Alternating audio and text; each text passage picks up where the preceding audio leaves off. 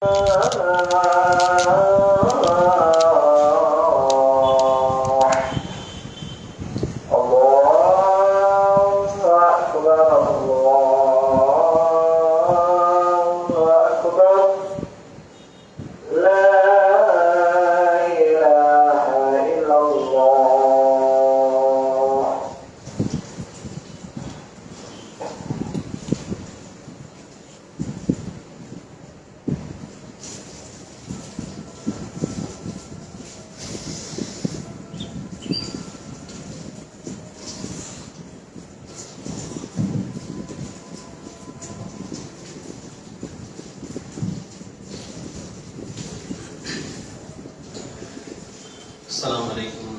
warahmatullahi wabarakatuh.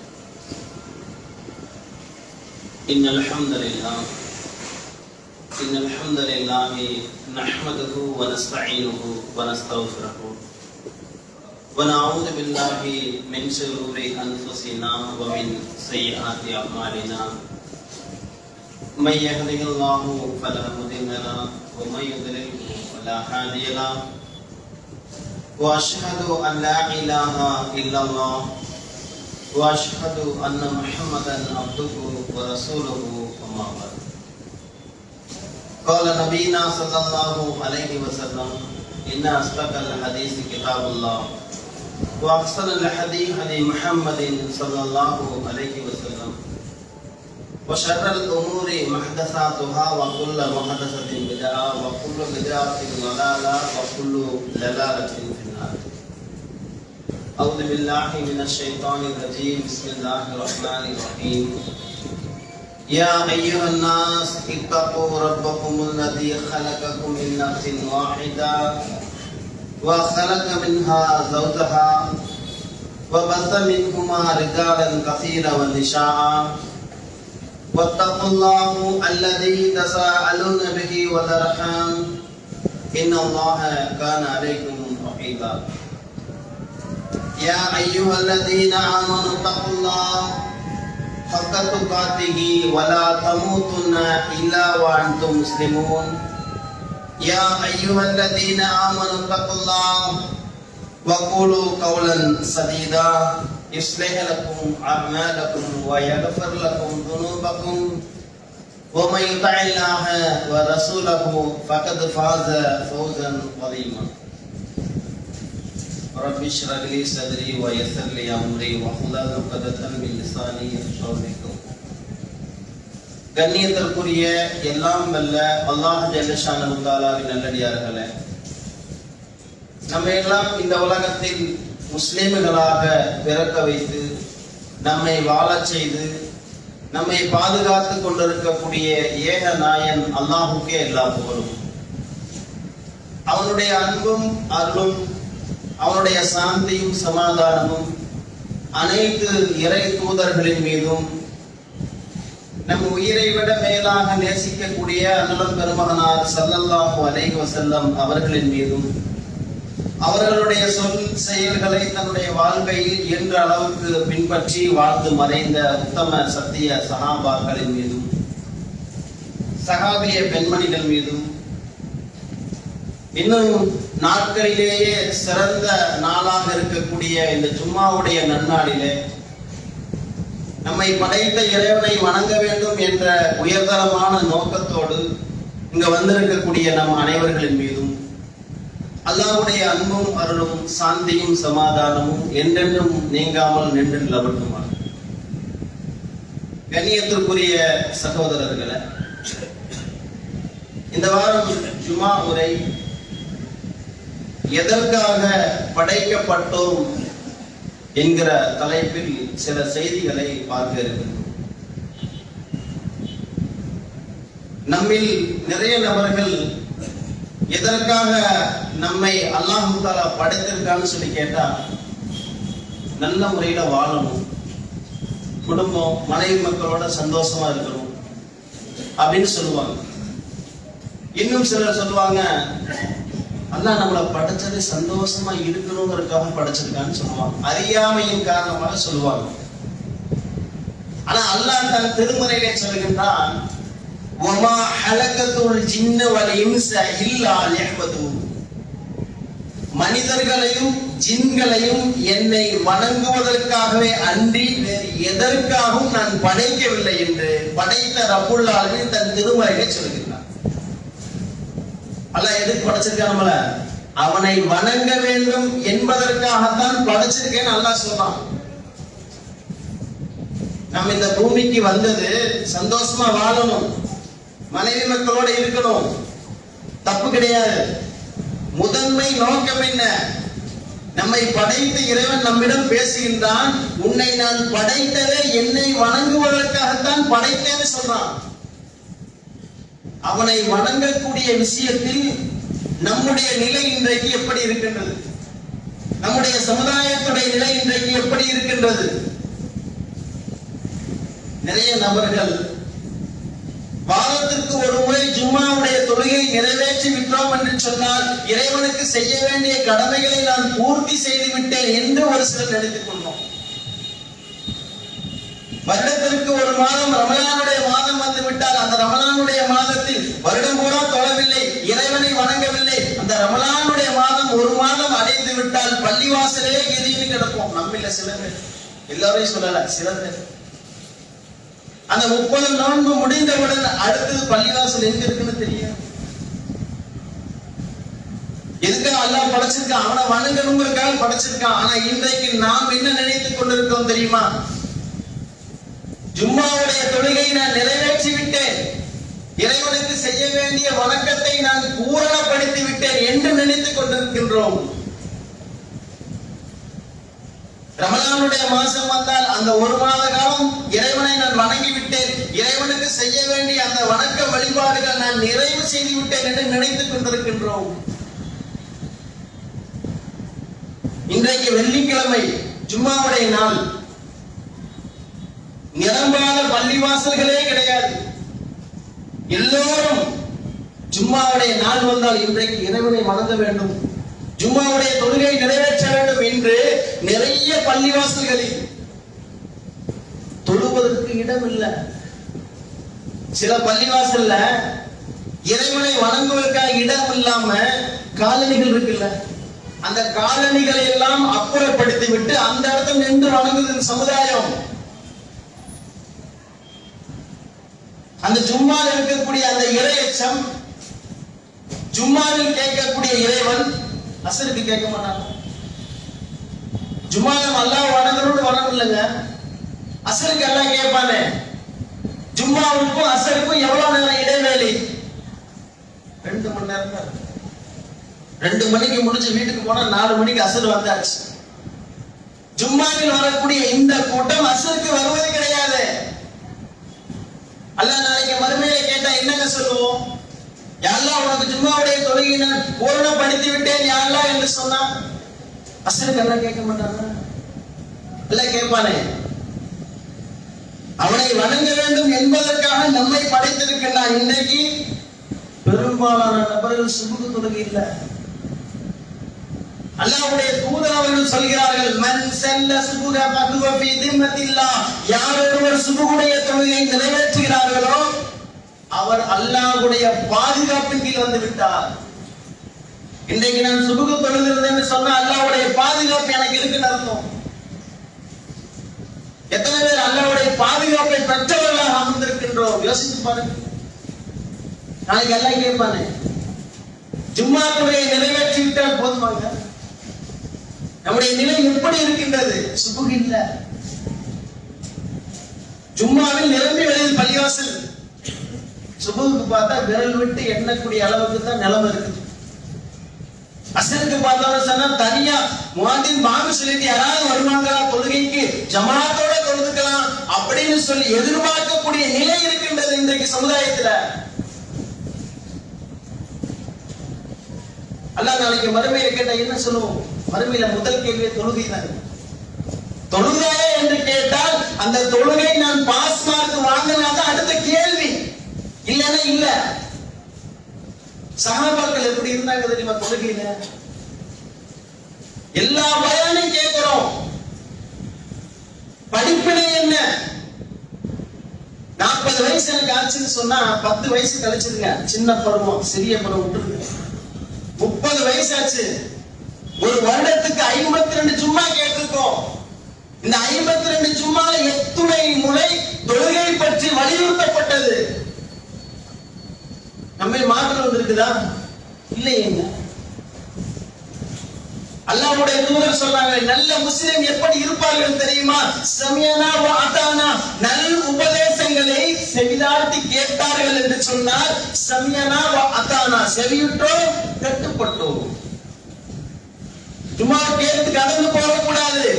இந்த வாரம் சும்மாவை கேட்டுட்டேன், இன்ஷா அல்லாஹ் இறுதி வரை என்னுடைய நிலையை மாத்துவேன், அல்லாஹ் படைத்தவருடைய நோக்கத்தை நான் நிறைவேற்றுவேன் அப்படின்னு ஒரு முஸ்லீம். சஹாபாக்கள் எப்படி வாழ்ந்திருக்காங்க தெரியுமா? தொழுகையில, இறைவனை வணங்க வேண்டிய விஷயத்துல. கண் தெரியாத ஒரு சஹாபி, எல்லா பயான்லையும் கேட்போம், கேள்வியா கேட்டா கூட பதில் சொல்லிடுவோம். அப்துல்லா இப்னு உம்மி மக்தூம் ரலியல்லாஹு அன்ஹு, அந்த சஹாபி அவர்கள் அல்லாஹ்வுடைய தூதர்ட்ட வர்றாங்க. நபிகள் நாயகம் ஸல்லல்லாஹு அலைஹி வஸல்லம் அவர்களை சந்திக்க வருகிறார்கள். வந்து அல்லாஹ்வுடைய தூதர்ட்ட கேக்குறாங்க, அல்லாஹ்வுடைய தூதரே, எனக்கு 2 கண்களும் தெரியாது அல்லாஹ்வுடைய தூதரே, என்னுடைய உலகம் 2 உலகம் அல்லாஹ்வுடைய தூதரே. ஒரு சின்ன கோரிக்கை வைக்கிறதுக்கு வர்றாங்க. இப்ப நம்ம சிந்தனைக்கு என்ன ஓடுறது தெரியுமா? நம்ம என்ன நினைச்சிருப்போம் தெரியுமா? கண் தெரியாத சஹாபி ஏதாவது தன்னுடைய வாழ்வாதாரத்திற்கு, பொருளாதாரத்தை கேட்க வந்திருப்பார், அல்லது சிரமமா இருக்குது ஏதாவது உதவி கேட்க வந்திருப்பான்னு நம்ம நினைச்சிருப்போம். ஆனா அவர் என்ன கேட்டார் தெரியுமா? அந்த கண் தெரியாத சஹாபி அல்லாஹ்வுடைய தூதர்ட்ட வர்றாங்க, அல்லாஹ்வுடைய தூதரே, எனக்கு ஒரு சின்ன அனுமதி கொடுங்க. 2 கண்ணும் தெரியாது, எனக்கு துணை இல்லை, பள்ளிவாசல இருந்து பாங்குடைய சத்தம் கேட்குது, அல்லாஹ்வுடைய தூதரே, என்னை அழைத்து வருவதற்கு ஆள் இல்லை, எனக்கு ஒரு சின்ன அனுமதி கொடுங்க. பாங்குடைய சத்தம் பள்ளியிலிருந்து கேட்டவுடன் நான் வீட்டில் தொழுது கொள்கிறேன், என்னை அழைத்து வருவதற்கு ஆள் இல்லை, இந்த அனுமதி மட்டும் கொடுங்க அல்லாஹ்வுடைய தூதரே அப்படின்னு கேட்டாங்க. அல்லாஹ்வுடைய தூதர் முதல் தடவை அனுமதி கொடுத்துட்டாங்க. அப்படியா, உங்களை அழைச்சிட்டு வரதுக்கு ஆள் இல்ல, 2 கண்ணும் தெரியாது, சரி நீங்க வீட்டுல தொழுதுங்கன்னு சொல்லிட்டாங்க. ஒரு சில வினாடிகள் கழித்து அல்லாஹ்வுடைய தூதர் அந்த சஹாபி அழைக்கின்ற, இன்னும் கேட்டுக்கு திரும்ப சொல்லுங்களேன், சரியா நான் கவனிக்கல, திரும்ப சொல்லுங்க. திரும்ப அந்த சஹாபி சொல்ற அனுமதி திரும்ப கேட்கிறாங்க. உங்களுக்கு 2 கண்ணும் தெரியாது, சரி பரவாயில்ல, காது கேக்குதா, உங்களுடைய காதுகள் கேட்கிறதான்னு கேட்கிறாங்க அல்லாஹ்வுடைய தூதர். அவங்க அந்த சஹாபி சொல்றாங்க, கேக்குது அல்லாஹ்வுடைய தூதரே, பாங்குடைய சத்தம் உங்கள் காதுகளில் ஒலிக்கிறதா? அல்லாஹ் அக்பர், அல்லாஹ் மிகப்பெரியவன் என்ற அந்த ஓசை உங்களது காதுகளில் விழுந்தால் நீங்கள் வீட்டில் இருக்க வேண்டாம், பள்ளியை நோக்கி வந்து விடுங்கள். நபிகள் நாயகம் ஸல்லல்லாஹு அலைஹி வஸல்லம் அவர்கள் சொல்றாங்க, 2ஆம் முறை இந்த சலுகை சொல்ற, இந்த தகவலை சொல்றாங்க. அனுமதி கொடுக்க வேண்டும் என்று நினைத்தால் அனுமதி கொடுக்கலாம், அனுமதி பெறுவதற்கும் தகுதியானவர்கள், ஏன் கொடுக்கல? அல்லாஹ் அக்பர் சொல்லியாச்சு, அல்லாஹ் மிகப்பெரியவன் சொல்லியாச்சு, அப்புறம் என்ன எனக்கு தொழில், அப்புறம் என்ன எனக்கு குடும்பம்? அல்லாஹ் தான் மிகப்பெரியவன் சொன்ன பிறகு ஏன் வீட்டில் இருக்கிறீங்க, பள்ளிக்கு வந்துருங்கன்னு சொன்னாங்களே அல்லாஹ்வுடைய தூதர் அவர்கள். அந்த சஹாபி எதுவுமே சொல்லல. யோசிச்சு பாருங்க, அந்த சஹாபியோடு நம்மை கம்பேர் பண்ணி பாருங்க, நம்மை ஒப்பீடு செய்து பாருங்கள். நமக்கு அல்லாஹ் தஆலா எவ்வளவு அருட்கொடைகளை கொடுத்திருக்கின்றான். எண்ணில் அடங்காத அருட்கொடை அல்லாஹ் ரப்பல் ஆலமீன் நமக்கு வழங்கி இருக்கின்றானே, நம்ம இன்னைக்கு எப்படி இருக்கிறோம்?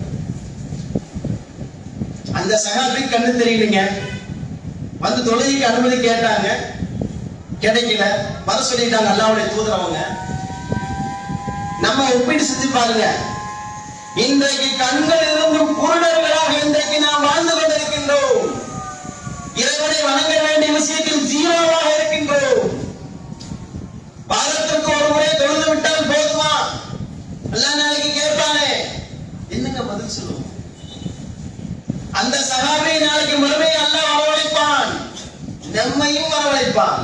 கேட்பான், உனக்கு என்னப்பா குறை வச்ச, இந்த சஹாபிக்கு 2 கண்ணு தெரியாது, உனக்கு 2 கண்ணை கொடுத்தனே, உனக்கு ஆரோக்கியத்தை வழங்கினேனே, என்னை வணங்குவதற்கு உனக்கு சோடை, உனக்கு அசட்டையா இருக்குதா, உனக்கு எப்படி நான் சொர்க்கம் கொடுப்பேன்? அல்லாஹ் கேட்டா என்ன சொல்லுவோம்? யோசிச்சு பாருங்க. இன்னைக்கு ஒரு சமுதாயத்தோட அப்படித்தான் இருக்குது. ஜும்மாவுடைய நேரத்துல பள்ளிவாசல் நிரம்பி வழியுதுங்க, அசருக்கு காணும்.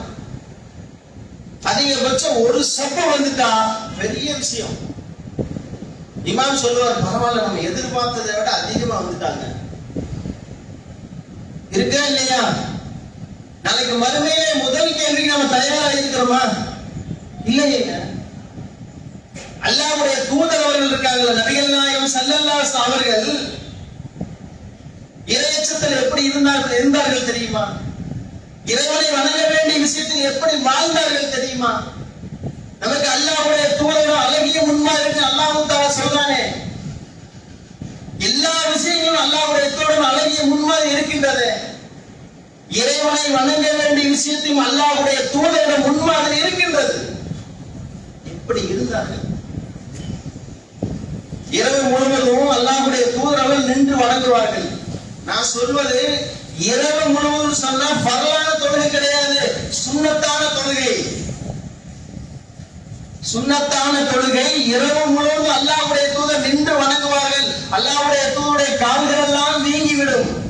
ஆயிஷா சித்திகா ரலியல்லாஹு அன்ஹா கேட்பாங்க, அல்லாஹ்வுடைய தூதரே, என்னுடைய அருமை கணவரே, உங்களுக்கு அல்லாஹ் தஆலா நிறைய அருள் செய்து விட்டானே, நீங்கள் முன்னால் செய்த பாவங்கள் எல்லாம் அல்லாஹ் தஆலா மன்னித்து விட்டான், பின்னால் செய்யக்கூடிய பாவங்களை மன்னித்து விட்டேன் என்று அல்லாஹ் தஆலா உங்களுக்கு அருள் செய்து விட்டானே, திரும்பியே உங்களை இப்படி வருத்துகிறீங்க, உங்களை இப்படி கஷ்டப்படுத்திக்கிறீங்க அல்லாஹ்வுடைய தூதரே, உங்களது கால்கள் எல்லாம் வீங்கி விட்டது, கொஞ்சம் ஓய்வு எடுங்களேன், கொஞ்சம் ரெஸ்ட் எடுங்க அல்லாஹ்வுடைய தூதரே. ஆயிஷா அம்மா சொல்லுவாங்க.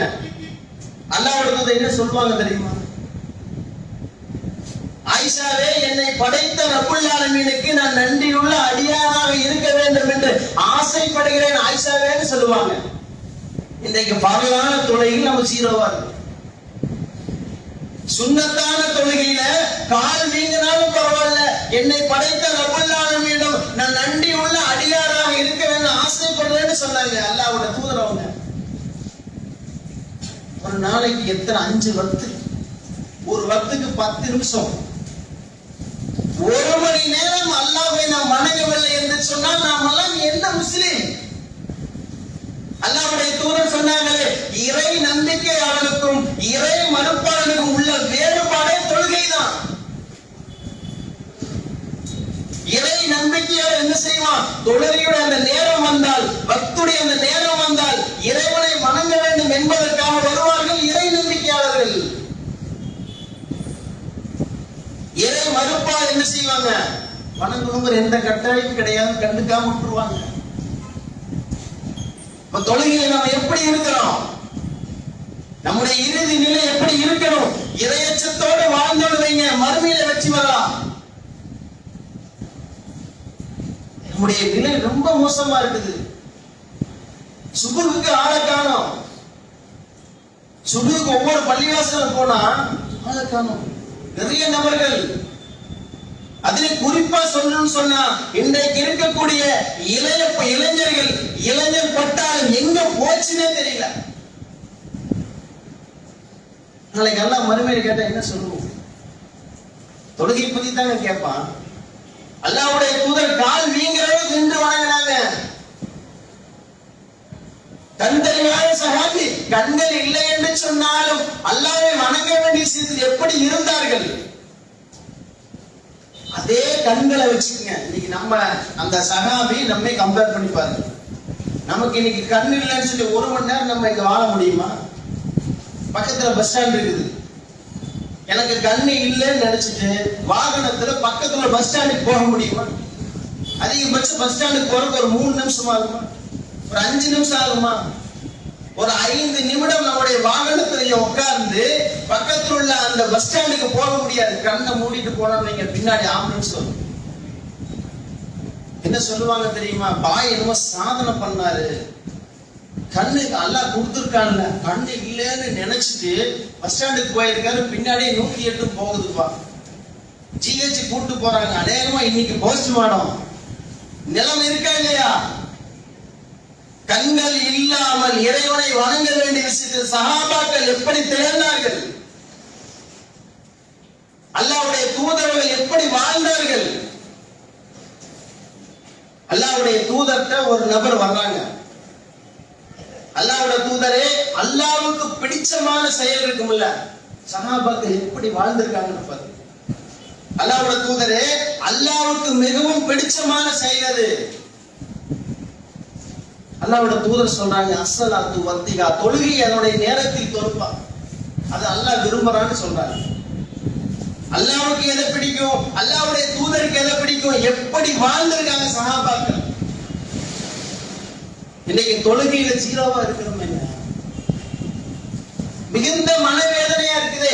என் சமுதாய மக்கள் இப்படி இருக்கிறாங்களே, நானும் ஈமான் கொண்டேன், என்னுடைய சமுதாயத்தை சார்ந்தவரும் ஈமான் கொண்டார்கள், நாம் எல்லாம் ஒன்றாக நாளை சொர்க்கத்திலே பிரவேசிக்க வேண்டுமே.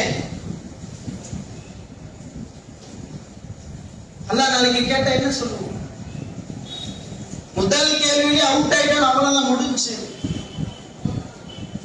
அல்லாஹ் நாளைக்கு இப்படி கேட்கிறாங்க வைங்களேன், உன்னுடைய மனைவிக்காக நீ பாடுபட்ட. ஒரு மனுஷன் சொல்லுவான் நாளைக்கு மறுமையில, என்னப்பா நீ வாழ்ந்த, எவ்வளவு நீ வணங்குனன்னு கேட்டா மனுஷன் சொல்லுவான், யா அல்லாஹ், நான் என் குடும்பத்திற்காகவே பாடுபட்டேன், என்னை பெற்றெடுத்த தாய் தந்தைக்காக பாடுபட்டேன், யா அல்லாஹ், என்னுடைய மனைவி மக்களுக்காக பாடுபட்டேன், எல்லாம் பாடுபட்டப்பா, எல்லாம் பார்த்த, உன்னை படைச்சனே, என்னையே நீ நினைக்கல அப்படின்னு கேட்டா என்ன சொல்லுவோம்? இப்ப நாளைக்கு மறுமையில முதல் கேள்வியா இருக்கக்கூடிய இந்த தொழுகை விஷயத்திலே நாம் சரியான முறையில் இருக்க வேண்டும். எத்தனை நாளைக்கு நம்ம வாழ போறோம்? 40 வயசு ஆச்சு, 50 வயசு ஆச்சு, 60 வயசு ஆச்சுன்னு வைக்கலாம், எவ்வளவு நாளைக்கு வாழ போறோம்? மரணமே இல்லாத மறுமை வாழ்க்கை இருக்கின்றது. அந்த மறுமை வாழ்க்கைக்காக இறைவனுக்கு செய்ய வேண்டிய வணக்க வழிபாடுகள் சரியா இருக்கிறோமா? 40 வருஷம் 50 வருஷம் வாழுவோம், அதுக்கு மேல அவ்வளவுதானே. 100 வயசு வரைக்கும் வாழ்றோம்னு வைங்களேன், 100 வயசு வரைக்கும் நான் வாழ, அதுக்கப்புறம் மௌத்தே வராதான், மரணம் வரத்தானே செய்யும். அந்த மரணம் இல்லாத வாழ்க்கைக்கு என்ன சேமித்து வைத்திருக்கின்றோம்? அமல் என்ன செஞ்சிருக்கிறோம்? நம்மிடம் மாற்றம் வரணும். நமக்காக நிர்ணயிக்கப்பட்ட அந்த நேரம் குறைவா இருக்குது. சமீபத்தில் ஒரு மரணம், மங்களத்துல ஒரு சகோதரர் தன்னுடைய மனைவி கிட்ட சொல்லிட்டு வர்றாரு, வீட்டுக்கு வர்றாரு, காலையில ஒரு 11 மணி சொல்லிட்டு வர்றாரு, கடையில தன்னுடைய ஸ்டாஃப்ல சொல்லிட்டு வீட்டுக்கு போயிட்டு வந்துடுறேன் அப்படின்ட்டு வர்றாரு. வீட்டுக்கு வந்த உடனே தன்னுடைய மனைவிட்ட ஒரு மாதிரியா இருக்குதுமா, கொஞ்சம் தண்ணி கூட அப்படின்னு கேட்கிறாரு. அந்த மனைவி சொம்புல தண்ணி கொண்டு வந்து கொடுக்கறாங்க, வாங்க மாட்டேங்கிறது. அந்த சொம்புல இருக்கிற தண்ணியை வாங்க மாட்டேங்கிறாரு. மனைவி கேட்கறாங்க, ஏங்க தண்ணி கேட்டீங்க, இந்தாங்க குடிங்க அப்படிங்கிறது. வாங்க மாட்டேங்கிறாரு. அந்த மனைவி கேட்க, என் மேல ஏதாவது கோபமா, எங்க என் மேல ஏதாவது கோவிச்சுக்கிட்டீங்களா, ஏங்க தண்ணி கொடுத்தா வாங்க மாட்டேங்கன்னு சொன்னா, அந்த நேரத்துல தண்ணியை வாங்கல, அந்த தண்ணியை குடிக்கிற அப்படியே உட்கார்ந்த நிலையில மூத்தா போயிட்டாரு. அந்த மனைவி என்ன சொல்லிட்டு அழுதாங்க தெரியுமா? கடைசியா எங்கிட்ட ஒரு முடக்கு தண்ணி கூட குடிக்காம போயிட்டீங்களே, உங்களுக்கு ஒரு முடக்கு தண்ணி கொடுக்க முடியாத பாவி ஆயிட்டனே கத்துறாங்க. இந்த சம்பவம் அந்த இடத்துல நடந்துருச்சுங்க. நான் ஏன் இங்க சொல்லணும்? அல்லாஹ் ஏன் என்ன சொல்ல வச்சான்? இது போன்ற மரணம் நமக்கும் வரும், எப்போன்னு தெரியாது. நமக்கான மரணம் எப்ப வரும்? நாளைக்கு காலையில சனிக்கிழமை காலையில 11 மணிக்கு என்னுடைய ரூஹு போகுது, நான் மௌத்தா போக போறேன் அப்படின்னு சொன்னா, நான் மௌத்தாவது உறுதியா இருந்தா தொழுகை விடுவோமா? இறைவனை வணங்க வேண்டிய விஷயத்தை அசட்டையாக இருக்குமா? யோசிச்சு பாருங்க. நாளை காலையில மௌத்தா போறேன் அப்படின்னு சொல்லி நமக்கு தகவல் வந்துருச்சு, எப்படி இருப்போம்? பள்ளிவாசல் விட்டு வெளியவே வர மாட்டோம். காரணம் என்ன?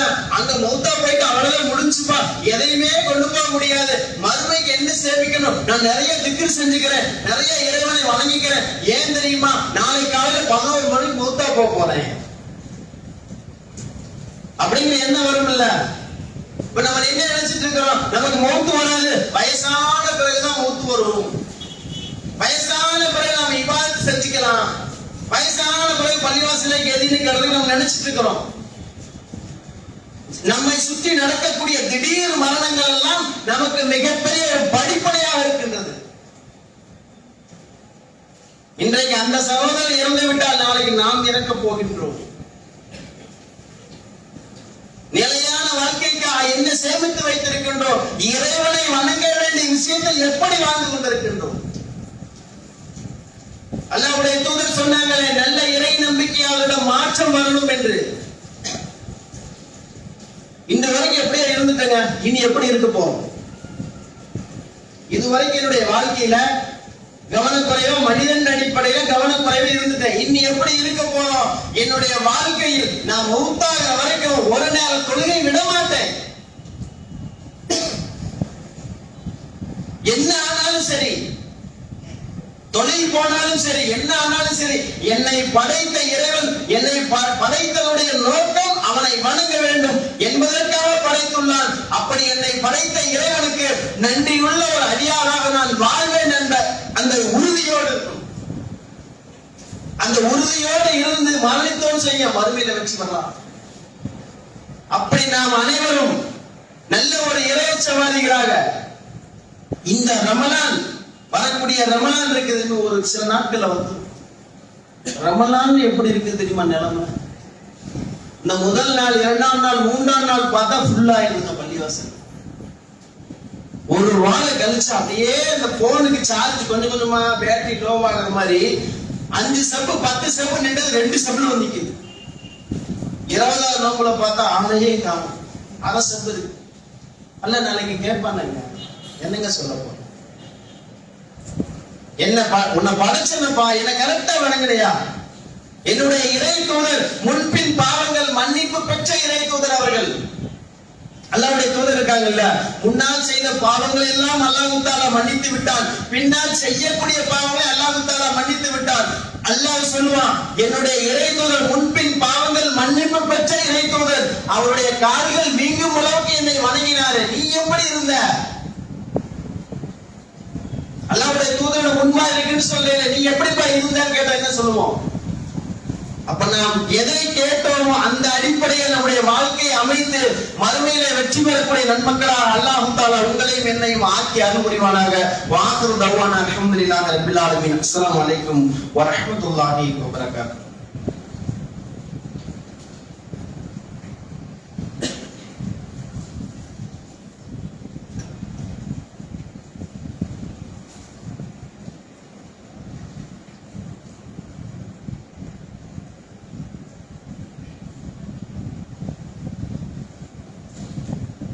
السلام عليكم ورحمة الله وبركاته. اللهم صل على محمد وعلى آل محمد كما صليت على إبراهيم وعلى آل إبراهيم إنك حميد مجيد.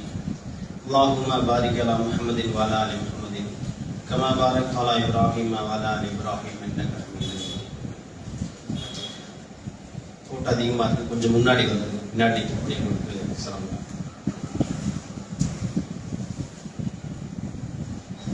நாட்களிலேயே சிறந்த நாளாக இருக்கக்கூடிய இந்த ஜும்மாவுடைய நாள்ல அதிகம் நாம் அல்லாஹ்வுடைய அருளை பெற வேண்டும் என்றால் நாம் என்ன செய்யணும்?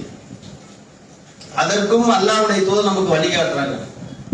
இந்த ஜும்மாவுடைய நாள் இருக்குல்லங்க, இந்த நாள்ல ஸலவாத் அதிகமா சொன்னோம்னு வைங்களேன், நிறைய அல்லாஹ்வுடைய அருளை பெறலாம். ஒரு முறை அல்லாஹும்ம ஸல்லி அலா முஹம்மதின் வ அலா ஆலி முஹம்மது என்று துவங்கக்கூடிய இந்த துஆவை ஒரு முறை சொன்னோம்னு வைங்களேன், அல்லாஹ்வுடைய அருள் நமக்கு 10 முறை அல்லாஹ் அருள் செய்வதாக அல்லாஹ்வுடைய தூதர் சொல்றாரு. ஒரு தடவை சொன்னோம்னா அல்லாஹ் வந்து 10 முறை அருள் செய்யலாம். எத்தனை பேர் இந்த ஜும்மாவை கரெக்டா பயன்படுத்தும்? இன்னைக்கு ஜும்மாவை அடைஞ்சிட்டோம், அடுத்த வார ஜும்மாவுக்கு நான் இருப்பனா இருக்க மாட்டேன்னு தெரியாது. நம்ம எத்தனை நபர்கள் இருக்கிறோம் இருக்க மாட்டோம்னு தெரியாது. இந்த ஜும்மா எனக்கு கிடைச்சிருச்சு, இதை நான் எப்படி பயன்படுத்துவேன்? அல்லாஹ்வுடைய அருளை பெறுவதற்காக நான் பயன்படுத்துவேன். எவ்வளவோ நேரம் நமக்கு இருக்குதுங்க. வாகனத்துல போறோம், வீட்டுல இருக்கிறோம், ஆபீஸ்ல இருக்கிறோம், எவ்வளவோ ஓய்வான நேரங்கள் கிடைத்தும் அதை நாம் வீணடிச்சிட்டோம்னு வைங்க, நமக்கு தான் இழப்பு.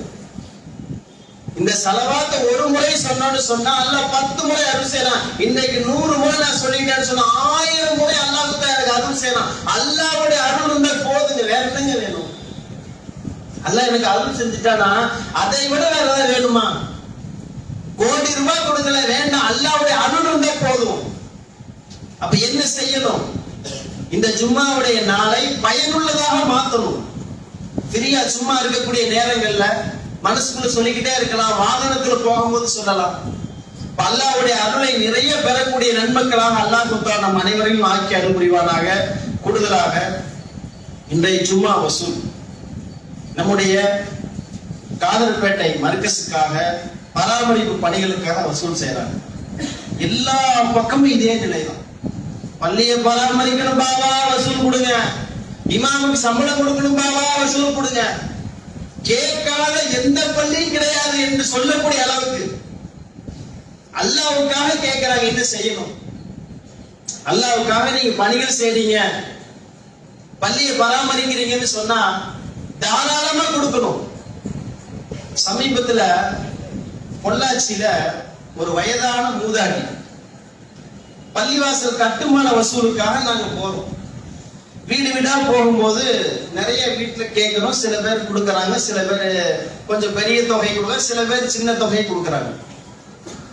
ஒரு வயதான மூதாட்டி வர்றாங்க, ஒரு 80 வயசு இருக்கும். நடக்கவே முடியல அந்த தாரிமாக்கு. நடந்து வர்றாங்க. வெளியே வந்தோடனே, அம்மா இந்த மாதிரி நாங்க வந்திருக்கிறோம், பள்ளிவாசலுக்காக வசூலுக்காக வந்திருக்கிறோமா அப்படின்னு அந்த மூதாட்டி என்ன செய்யறாங்க, எங்கிட்ட எங்க பாவா காசே இல்லை அப்படின்னு சொல்லிட்டு நின்னுட்டாங்க. சரிம்மா பரவாயில்ல, நீங்க துவா செய்யுங்கன்னு சொல்லி நம்ம அடுத்த வீட்டை பார்த்துட்டோம். திரும்ப வர்றாங்க, நம்மளை தொலாகிட்டு வர்றாங்க. வந்து எனக்கு சொந்த பந்தமெல்லாம் யாரும் இல்லை, எனக்கு மகன் குடும்பம் எதுவுமே இல்லைம்மா, நான் ஒரே ஒரு ஆள் தான் இருக்கிறேன். ஆனா நீங்க அல்லாஹ்வுக்காக கேட்டுட்டீங்கல்ல, என்னால ஒண்ணும் பண்ண முடியலையேன்னு சொல்லி எனக்குள்ள ஒரு மனசு கஷ்டமா இருக்கு. 50 ரூபாய் தான் இருக்குது என்கிட்ட, இந்த 50 ரூபாய் தான் இருக்குது. இதை கொடுத்துட்டேன்னா நைட்டுக்கு சாப்பாட்டுக்கு காசு இல்ல, யாராவது சாப்பாடு கொடுத்தா தான் உண்டு, இல்லைன்னா இல்ல அப்படின்னு நான் நினைச்சேன். ஆனா நீங்க ஒரு வார்த்தை சொன்னீங்கல்ல, அல்லாஹ்வுக்காக உதவி செய்யுங்கன்னு கேட்டீங்கல்ல, எனக்கு சாப்பாடே வேண்டாம், என்ன படைச்சவனுக்காக கொடுக்கிறேன்னு சொல்லி 50 ரூபாய் கொடுக்குறாங்க. அந்த மூதாட்டி, அந்த தாதிமா கொடுக்குறாங்க. நைட்டு உணவுக்கு வச்சிருந்த காசை அல்லாஹ்வுக்காக கொடுங்கம்மா, மார்க்க பணி செய்யணும், தாவா பணி செய்யணும், பள்ளிவாசல் கட்டுமான பணி செய்யணும் சொல்லி தாராளமா கொடுத்தாங்களே, அந்த மாதிரி நம்ம கொடுக்கணும். நிர்வாகிகள் கேட்பாங்க, அவங்க கேட்டோன்னு அப்படி நினைக்க கூடாது. இன்றைக்கு எனக்கு 1000 ரூபாய் வருமானம் வந்துருச்சுன்னு சொன்னா இது என்னை படைச்சவன் எனக்கு கொடுத்தது, நானாக என்னுடைய திறமை கொண்டு சம்பாதிக்கல, அல்லாஹ் எனக்கு கொடுத்திருக்கா. இன்னைக்கு 1000 ரூபாய் வருமானம் ரப்பு கொடுத்தது. அவனுடைய பராமரிப்பு பணிக்காக கேட்கிறீங்க, அவனுடைய மார்க்க பணிக்காக கேட்கிறீங்க, இல்லைன்னு சொல்ல மாட்டேன், அல்லாஹ்வுக்காக கொடுப்பேன். அப்படி கொடுக்கணும். இன்னைக்கு நிர்வாகம் சொல்றாங்க பற்றாக்குறையில தாங்க போயிட்டு இருக்குது, சந்தாலாம் வசூல் கம்மியா இருக்குது. மார்க்க பணி யாருடைய பணி? அல்லாஹ்வுடைய பணி. தாராளமாக வாரி வழங்குங்கள். அவங்க கேட்க வேண்டாம், பாய் இந்த வாரம் போட்டுங்க, சண்டை போட்டுங்க, இன்னைக்கு எனக்கு 1000 ரூபாய் அல்லாஹ் கொடுத்தா, இது கொடுத்ததே ரப்பு, இந்தாங்க வச்சுக்க பாய், அல்லாஹ்வுக்காக வைங்க பாய், நான் மறுமையில் எனக்கு அல்லாஹ் கொடுப்பான் அப்படிங்கிற ஒரு சிந்தனை வரும். நாம் செய்யக்கூடிய அனைத்து தர்மங்களும் மறுமையில மலையளவு நமக்கு அல்லாஹ் தஆலா கொடுப்பான். யோசிக்கவே கூடாது. அல்லாஹ்வுக்காக கேட்டா அந்த இடத்துல எதையுமே யோசிக்கூடாது. அப்படி நம்முடைய தர்மங்களை தானாக முன்வந்து அல்லாஹ்வுக்காக வாரி வழங்கி மறுமையில வெற்றி பெறக்கூடிய நன்மக்களாக அல்லாஹ் தஆலா நம் அனைவர்களையும் ஆக்கி அருள் புரிவானாக. வாஹிரு தஅவானா அல்ஹம்துலில்லாஹி ரப்பில் ஆலமீன். அஸ்ஸலாமு அலைக்கும் வரஹ்மத்துல்லாஹி வபரகாத்துஹு.